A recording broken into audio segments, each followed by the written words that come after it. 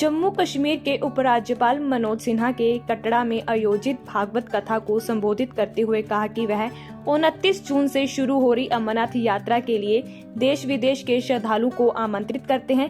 सिन्हा ने कहा कि जम्मू कश्मीर प्रशासन 29 जून से शुरू हो रही अमरनाथ यात्रा व वैष्णो देवी यात्रा हेतु आने वाले श्रद्धालुओं का स्वागत करते हैं। आइए आपको सुनाते हैं उनका क्या है कहना और इस कार्यक्रम की झलक पर आप भी डालें एक नजर। कटरा से अमित शर्मा की रिपोर्ट।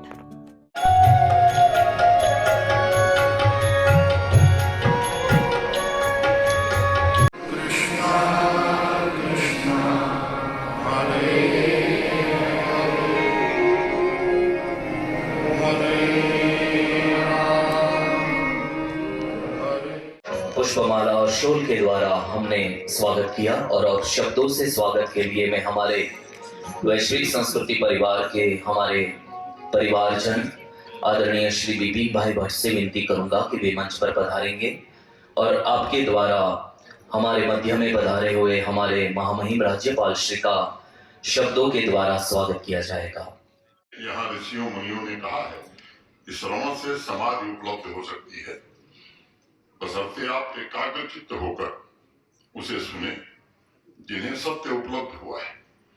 और इसलिए मैं उपस्थित सभी श्रद्धालुओं से जरूर कहना चाहूंगा कि आपके जीवन के पिछले 7 दिन भाई श्री जी की वाणी के श्रवण का एक बहुत बड़ा अवसर और पुण्य था। मैं ऐसा मानता हूँ अनेक भक्तों ने वर्षों तक जिस अमृत की खोज की होगी वो पिछले 7 दिनों में सत्संग में कथा में अवश्य आपको उपलब्ध हुई हो।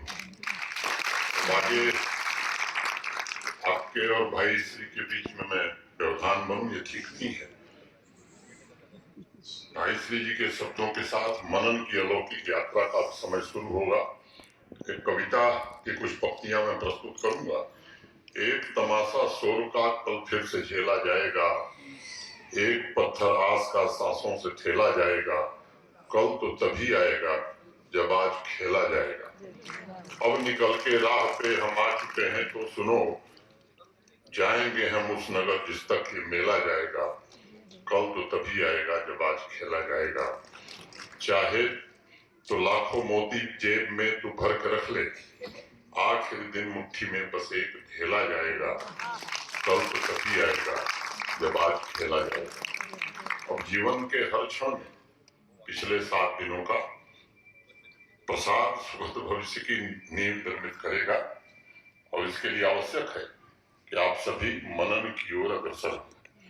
अध्यात्म उपनिषद में हमारे ऋषियों ने कहा कि युक्ता सभा विद्वा संधानम मननम तुयत, यानी आपने जो श्रवण किया है तथा पूज्य भाई श्री जी के सत्संग में आपको जो ईश्वरीय प्रसाद प्राप्त हुआ है उस पर युक्तिपूर्ण तरीके से मनन करना और दीपक बनकर समाज के हर वर्ग तक उस उजाले को पहुंचाना, मुझे लगता है कि ये सत्कर्म होगा। और इसीलिए इसका जो अगला स्टेज है निधिध्यासन, एकतान त्वमेतिद्ध निधिध्यासन मुच्यते, यानी श्रवण और मनन का सही रूप से पालन करने के पश्चात व्यक्ति के भीतर एक तान पैदा होता है, सभी विरोधाभास समाप्त हो जाते हैं, व्यक्ति तथा समाज में सद्भाव का एक नया माध्यम बनता है। मेरी वैष्णो देवी से प्रार्थना है कि भाई श्री जी ने भागवत कथा के माध्यम से आप सबको जो आशीर्वाद दिया है वो आपको, जम्मू कश्मीर को तथा भारत के विकास एवं सद्भाव का मजबूत माध्यम बने। समाज की चेतना में एक ऐसा तालमेल, एक ऐसा तान स्थापित हो जिससे हम शीघ्र ही आने वाले भविष्य में विश्व गुरु के पद को प्राप्त करें और भारत को विकसित राष्ट्र बनाने में योगदान दें। अगले महीने की 29 तारीख से बाबा अमरनाथ की पवित्र यात्रा भी शुरू हो रही है। मैं देश विदेश से सभी भक्तों को निमंत्रण देता हूं बाबा बर्फानी के दर्शन के लिए। आप जरूर आवें। आप सभी की आध्यात्म की निरंतर यात्रा चलती रहे। मां वैष्णो देवी और बाबा अमरनाथ से ऐसी मैं प्रार्थना करता हूँ। सोचा था तुझसे दूर निकल जाएंगे कहीं, देखा तो हर मकान तेरी रह गुजर में है।